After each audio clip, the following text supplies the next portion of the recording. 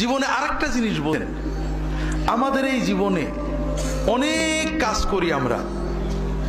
কারোর লক্ষ্য উদ্দেশ্য এমপি হওয়া, কারোর লক্ষ্য উদ্দেশ্য বড় ডাক্তার হওয়া, বড় লোক হওয়া, অনেক উদ্দেশ্য আছে।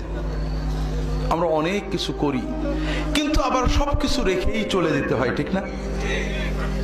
আর একটা জিনিস বোঝেন, দুনিয়াতে কেউ আপন হয় না। যে বউ আপন, 2 ঘন্টা আপন থাকেতে 4 ঘন্টা ঝগড়া করে, আসে না নেই?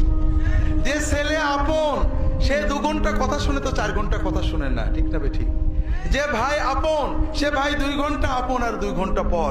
যে বাবা আপন, যে সবচেয়ে আপন মা আপন, সেও দেখা যাচ্ছে আরেক ভাইয়ের কথা শুনে পর হয়ে যায়, হয় না? হয় না হাজেরিন?